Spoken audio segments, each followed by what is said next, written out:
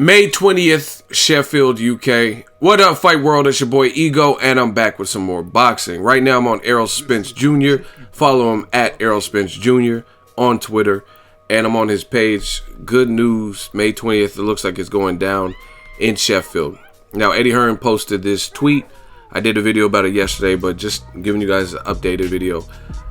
Eddie Hearn says, terms agreed for special KELL BROOK versus ERROL SPENCE Jr. Full announcement coming soon. Fight will take place in the UK, which we expect. Best fight in the division.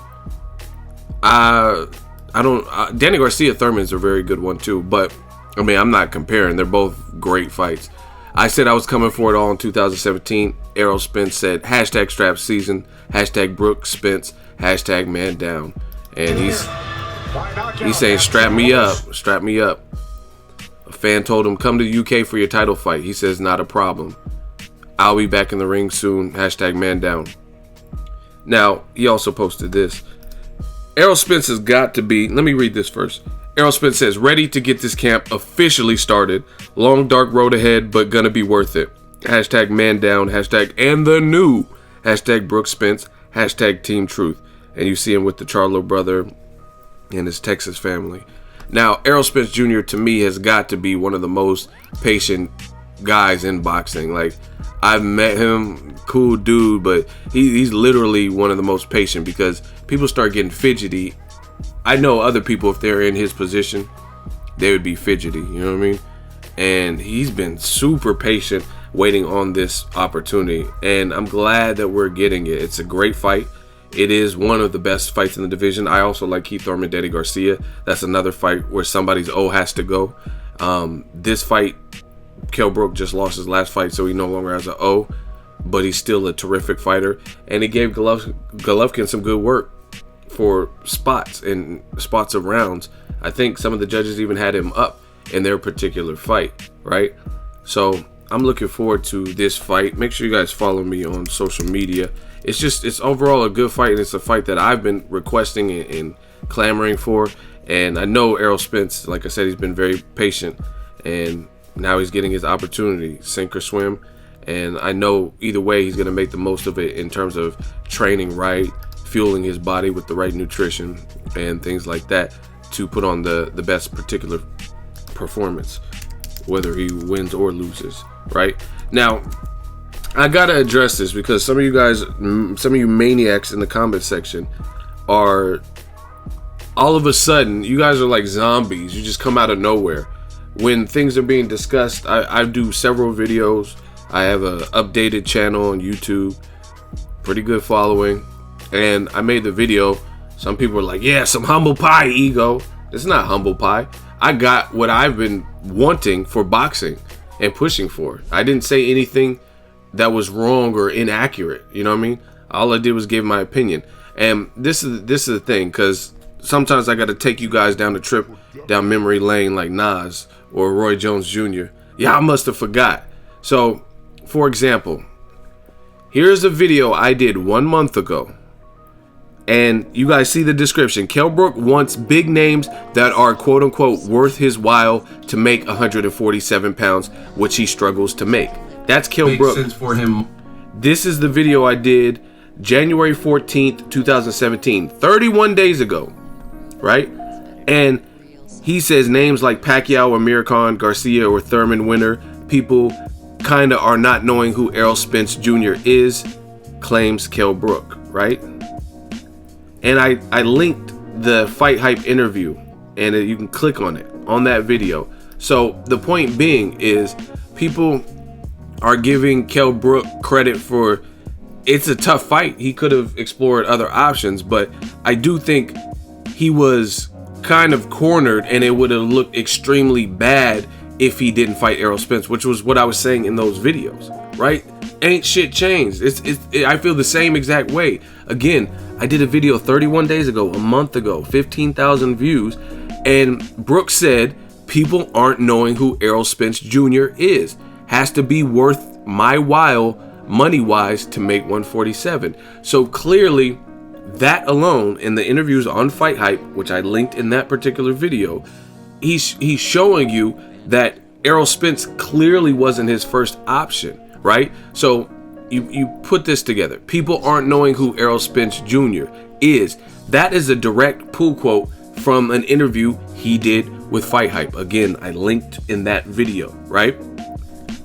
So 1 month ago, people didn't know who Errol Spence Jr. Keep in mind, Errol Spence has not fought in 2017. He has not had any fights. He hasn't had a bowling fundraiser or anything major other than some tweets about the Dallas Cowboys. So my point being is, what has changed? Now you look at it. Yesterday, KELL BROOK posted this. Where I'm from, we don't duck anyone. Here to give the fans what they want. Errol Spence Jr., you are next. Chocolate brownie, right? So, well, how is it now giving the fans what they want? But you said people didn't know who he was, right? So, obviously, you're acknowledging that the fans wanted that and wanted that fight now, but you weren't 31 days ago, right? So, it's just all that work just to give it up. Never ducked a challenge in my life. Here to give the fans what they want. Errol Spence, you are next, right? So what's changed in 31 days? So to me, it's a good fight. I'm happy that we're getting it. If you guys notice, like I say things, I state my opinion. Like I think he's a great fighter. I don't think he has the best resume. But now he's fighting Danny Jacobs. You don't hear any complaints. You don't hear any criticism because that is the type of opponent that is going to tell me something. If he beats Danny Jacobs fair and square, then I'm like, okay, this dude is a monster. He dealt with a taller guy with power, amateur background, and he made it look easy, right? Period. But KELL BROOK, he's picking the right fight. But I've done several videos. Errol Spence Jr. patiently waiting for KELL BROOK title shot opportunity. 1 month ago, KELL BROOK, Amir Khan is the #1 target for Brook, not Errol Spence Jr. Why? And this was based on a KELL BROOK Sky Sports interview, which I linked in that video, right? KELL BROOK to fight Errol Spence Jr. if Amir Khan rejects. Now we're talking. And that was done on the ESPN interview, right? So my point being is it's a great fight. I take nothing away from it being a great fight. But at the end of the day, this clearly wasn't KELL BROOK's first option, and he told you in all these videos. So people are trying to act like I said something that was inaccurate or incorrect. Every indication that he had, I never said he would. I never said the words like, "Oh, he's going to duck him for sure," but he didn't look like he wanted to fight him first. And after all these other options exhausted, then he agrees to fight him, which is cool. I mean, we're still getting it next, so I have no complaints. But just to correct some people in the comment section who all of a sudden want to jump bad, you got to understand the process. Here's a video I did 3 weeks ago, almost 12,000 views, right? Amir Khan and KELL BROOK rip each other. KELL continues to ignore Errol Spence Jr. obligation, right? And the reason I said that is because the tweets are in here. He was challenging Amir Khan. Let me see if I can find it in this. He was trying to bait Amir Khan into a fight. This is all based on what he's saying. Amir Khan said, I'm the A side, and KELL, you know he'll make more than Triple G, right? Sorry, I was getting you confused. He was trying to insult Khan by showing him get knocked out.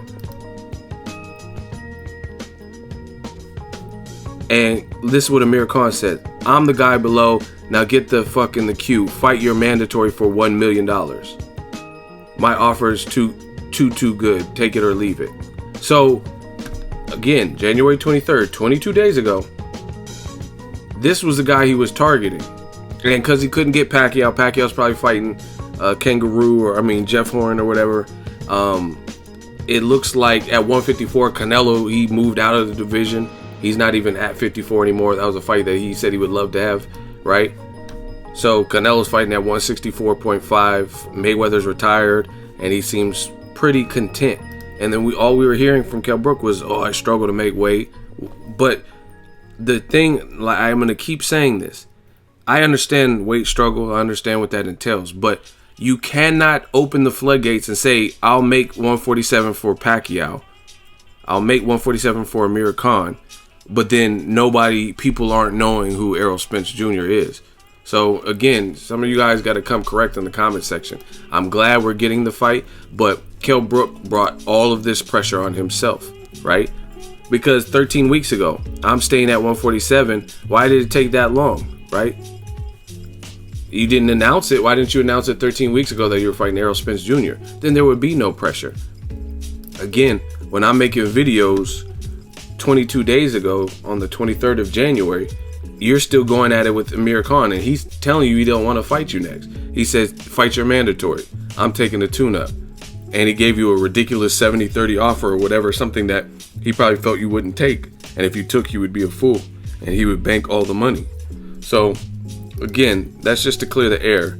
It's a good fight, but people are coming out of the woodwork in the comment section as if KELL BROOK didn't bring this pressure on him. Nobody told you to go up and fight Golovkin at 160. You knew either way, win, lose, or draw, you would have responsibilities at 147 if you choose to stay there. And obviously, like all the fighters do that dare to be great and come up short, they don't stay at the division. See, and that's the other thing, is like KELL BROOK said, oh, I'm a big, strong middleweight and I'm eating what I want, and rah, rah. You know what I'm saying? He was feeling it. So why isn't he not fighting at 160 anymore? Okay, you couldn't beat the top guy in the division. What about David Lemieux? Why not fight that? Because he probably realizes he's not ready for 160 fully. Like maybe his body's not fully acclimated. So he wants to go back down to something that might be a tad harder to make, but it's maybe more realistic for his frame and where he's at right now, which is 147. You know what I mean? Why not stay at middleweight? If you feel so great up there, like leading up to the fight, that's all you heard is like, oh, I feel good. And I'm going to pull a massive upset and basically, and you know what I mean? I feel so good. The hard work is done. Been a great camp. Can't thank you enough for the support. I am ready. You know what I'm saying? Go back and look at the videos and the post. Week out, let's get it. KELL BROOK's a good fighter. Bottom line. Here, I think this is it. 30-day weigh-in, war ready. You know what I'm saying? But he didn't stay at 160 because obviously he probably realized.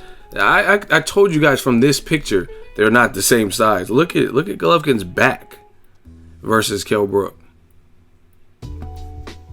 He held his own in spots, but that is what it is. But I had to clear that. Moving onward and upward, Errol Spence, KELL BROOK, great fight, 50-50 fight. I'm looking forward to it. I'll give you guys premier coverage.